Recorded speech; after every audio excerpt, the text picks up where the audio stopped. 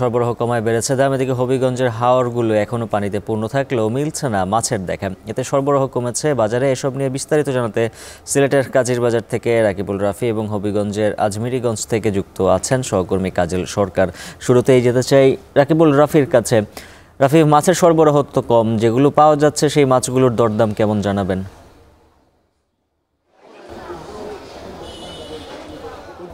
আমি বর্তমানে দাঁড়িয়ে আছি সিলেটের বৃহৎ মৎস্য পাইকারি আড়ত কাজীর বাজারে। ঠিক তৃতীয় দফার বন্যার আগে যে পরিস্থিতি ছিল কাজীর বাজারে, সেটা বেশ ভয়াবহ ছিল। আসলে সুরমার লাগোয়া যে বাজার, সেই বাজারটাই কাজীর বাজার।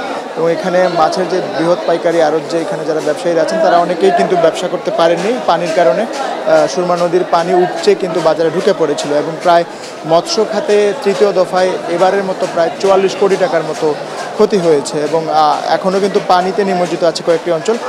সেখানে যদি আরও দৃশ্যমান হয় তাহলে ক্ষয়ক্ষতি পরিমাণটা আরও দৃশ্যমান হবে। এবং এখানে যে মাছের যে পরিস্থিতি বা মাছের যে সরবরাহ, ব্যবসায়ীরা বলছেন যে বাহিরের অন্যান্য জেলায় বন্যার কিছুটা ক্ষতি হওয়ায় কিন্তু মাছের যে সরবরাহ সেটা কমে গিয়েছে, তবে হাওরের মাছের যে প্রতুলতা সেটা কিন্তু বেড়ে গিয়েছে। আমরা যদি মাছের দামে বলি তাহলে দেখা গিয়েছে যে এই বাজারে সকালে আড়তে আমরা ঘুরে প্রায় প্রতি কেজি রুই 320 থেকে 370, বড় রুই 700 থেকে 900 টাকা, কাতল 300 থেকে 350, কার্পো 250 থেকে 320 এবং পাঙ্গাস 170 থেকে 180 টাকা।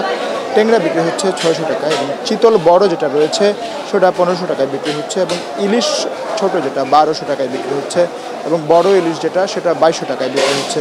এবং গলদা চিংড়ি বাজারে এখনও পর্যন্ত পাওয়া যাচ্ছে না, তবে বাগদা চিংড়ি বিক্রি হচ্ছে 1000 টাকায় এবং ছোট চিংড়ি যেটা রয়েছে সেটা বিক্রি হচ্ছে 400 টাকা এবং তেলাপিয়া বিক্রি হচ্ছে 180 থেকে 200 টাকা এবং ছোট মাছ চাঙা প্রতি বিক্রি হচ্ছে 750 থেকে 850 টাকা। এবং যারা ব্যবসায়ীরা আছেন তারা বলছেন যে হাওরের মাছের প্রতুলতা বেশ ভালো রয়েছে এবং একই সাথে সাথে যারা হাওরের নতুন পানি এসেছে বন্যার, এবং একই সাথে সাথে অনেকের হাওরে যারা জেলেরা রয়েছেন তারা উচ্ছ্বাস প্রকাশ করছেন যে পানি বাড়া এবং নতুন পানি আসায় কিন্তু হাওরের মাছ বেশি থাকলেও তারা দাম কমিয়ে বিক্রি করছেন এই বাজারে। এবং গত সপ্তাহেও আমরা দেখেছি যে প্রায় দ্বিতীয় দফা বন্যার পরিস্থিতি উন্নতি হওয়ার পরপরই কিন্তু হাওরের মাছের এক প্রতুলতা দেখা গিয়েছে, কিন্তু চাষের মাছের যে পারিপার্শ্বিক অবস্থা সেটা কিন্তু এখন পর্যন্ত আমরা দেখতে পেয়েছি যে আসলে চাষের মাছের যে দাম, সে দাম কিন্তু অনেকটাই বাড়তি রয়েছে। এবং একই সাথে সাথে ব্যবসায়ীরা বলছেন যে আসলে এই পরিস্থিতি কাটতে কিছুটা সময় লাগবে। যখন আমদানির যে সরবরাহের বিষয়টা সেটা যদি স্বাভাবিক হয়ে যায় তাহলে চাষের মাছের দামও কিন্তু ধীরে ধীরে কমবে। তো এই ছিল আমার কাছে সিলেটের কাজীর বাজার থেকে সর্বশেষ খবরাখবর। উজ্জ্বল। সিলেট থেকে যেতে চাই হবিগঞ্জে কাজল সরকারের কাছে। কাজল, জেলেরা তো মাছ ধরছে, কাঙ্ক্ষিত অনুযায়ী তারা মাছ পাচ্ছে কিনা?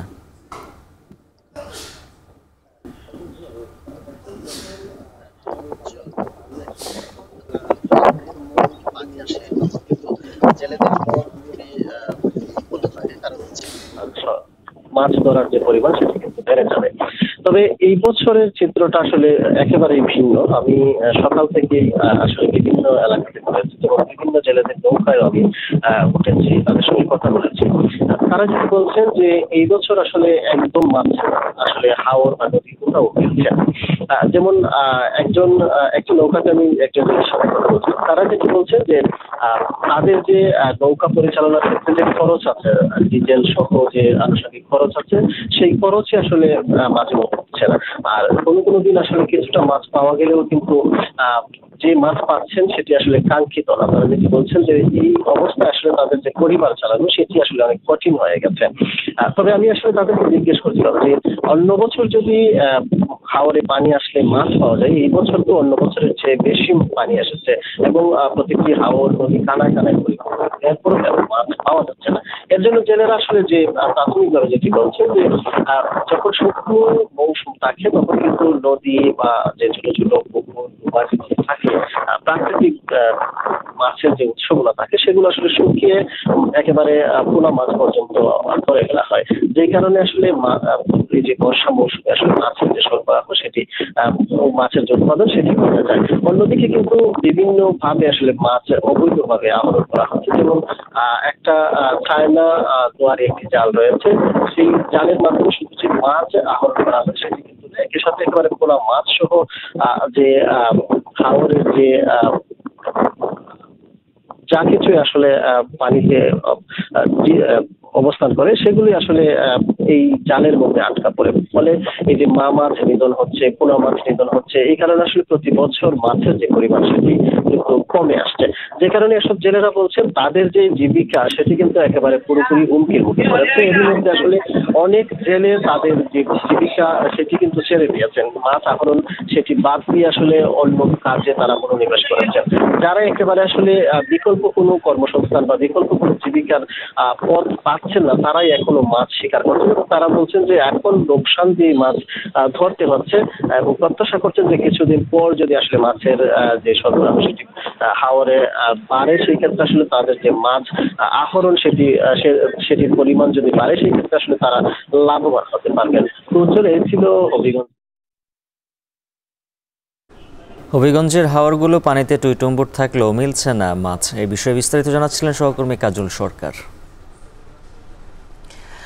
দেশের বিভিন্ন বাজারে প্রায় দ্বিগুণ বেড়েছে সবজির দাম। সরবরাহ কমায় দাম বাড়তি বলছেন ব্যবসায়ীরা। এ নিয়ে কক্সবাজার শহরের বড় বাজার থেকে যুক্ত হচ্ছেন সহকর্মী মন্তোষ বেদজ্ঞ। মন্তোষ, কক্সবাজারের পাইকারি বাজারগুলোয় আজ সবজির সরবরাহ কেমন দেখছেন? দাম বৃদ্ধি নিয়ে কি বলছেন ব্যবসায়ীরা?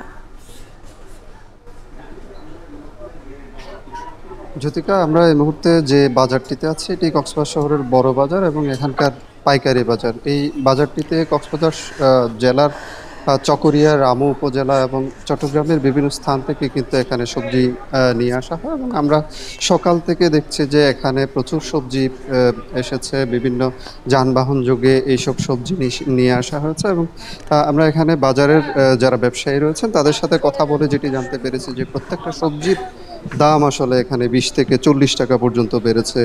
এবং আমরা আজকের যে বাজার দর, বিশেষ করে 10 দিন আগে আমরা কাঁচামরিচের দাম এখানে দেখেছিলাম 160 টাকা প্রতি কেজি বিক্রি হচ্ছে, আজকে সেটি বেড়ে বিক্রি হচ্ছে 240 টাকা দরে প্রতি কেজি। এছাড়া কাঁকরোল, যে কাঁকরোল 60 টাকা দরে বিক্রি হচ্ছিল সেটি কিন্তু আজকে 80 থেকে 100 টাকা এখানে বিক্রি হচ্ছে এবং টমেটো বিক্রি হচ্ছে 110 থেকে 120 টাকার মধ্যে, যদিও 10 দিন আগে কিন্তু সেটি 70 থেকে 80 টাকার মধ্যেই বিক্রি হয়েছে।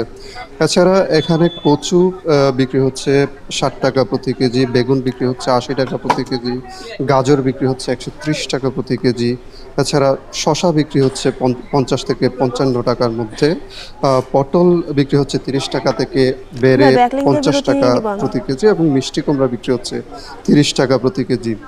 ঝিঙা বিক্রি হচ্ছে 50 টাকা, ঢেঁড়স বিক্রি হচ্ছে 40 থেকে 60 টাকা পর্যন্ত। এছাড়া লাউ প্রতি পিস বিক্রি হচ্ছে 40 থেকে 50 টাকা, বড় যে আলু সেটি বিক্রি হচ্ছে 60 টাকা এবং ছোট আলু বিক্রি হচ্ছে 70 থেকে 80 টাকার মধ্যে। এই যে সবগুলো সবজির দামই কিন্তু আসলে 20 থেকে 40 টাকা পর্যন্ত বেড়েছে এবং আমরা এখানে দেখছি যে এই পাইকারি বাজারের যে দর সেটি কিন্তু এখানে যে আশপাশের যে খুচরা বাজারগুলো রয়েছে সেখানে কিন্তু পরিবর্তিত হচ্ছে এবং দেখা যাচ্ছে দফায় দফায় আসলে হাত বদলের মাধ্যমে কিন্তু এই সবজিগুলোর দাম বাড়ছে। এখানে দাম বাড়ার যে কারণ সেটির ব্যাখ্যা ব্যবসায়ীরা যেটি দিচ্ছেন যে বৃষ্টি হলেই আসলে মাঠের যে সবজি সেটি অধিকাংশ ক্ষেত্রে নষ্ট হয়ে যায় এবং এই মাঠের সবজি নষ্ট হওয়ার কারণে আসলে সেখান থেকে যেহেতু বাড়তি দামে বিক্রি করা হয়, ব্যবসায়ীরও বাড়তি দামে কেনার কারণে কিন্তু তারা ক্রেতাদের কাছেও বাড়তি দামে বিক্রি করতে বাধ্য হচ্ছেন। এখানে যারা ক্রেতা রয়েছেন তাদের সাথে অনেকের সাথে আমরা কথা বলেছি, তারা যেটি বলছেন যে এই যে বারবার সবজির দামের একটি বেড়ে যাওয়ার প্রবণতা, বৃষ্টি হলেই যে দাম বাড়ে, এটির কারণে কিন্তু তাদের মাঝে অস্বস্তি রয়েছে, ক্ষোভও রয়েছে এবং এই যে দাম সেটি কিন্তু নিয়ন্ত্রণ করার তারা দাবি জানিয়েছেন এবং এক্ষেত্রে প্রশাসনের যে নজরদারি সেটিও কিন্তু বাড়ানোর কিন্তু তারা দাবি জানিয়েছেন। এক্ষেত্রে প্রশাসন যাতে নিয়মিত তদারকি রাখে সেই দাবির কথা আসলে তারা বলছেন। জ্যোতিকা, এই ছিল আমার কাছে সবশেষ। কক্সবাজার থেকে সবজির সরবরাহ নিয়ে জানাচ্ছিলেন সহকর্মী মন্তোষ বেদজ্ঞ। এখন বাজারে নিচ্ছি আরো একটা বিরতি।